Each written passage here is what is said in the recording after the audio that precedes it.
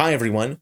In this video, I'll show you how to fix the critical process died blue screen error on Windows 10 and 11. Let's get started.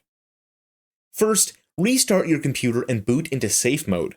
To do this, press the F8 key during startup or use the advanced startup options in Windows settings.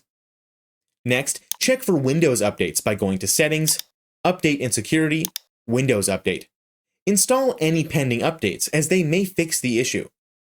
If the problem persists, run a system file check by opening Command Prompt as an administrator and typing sfc/scan now.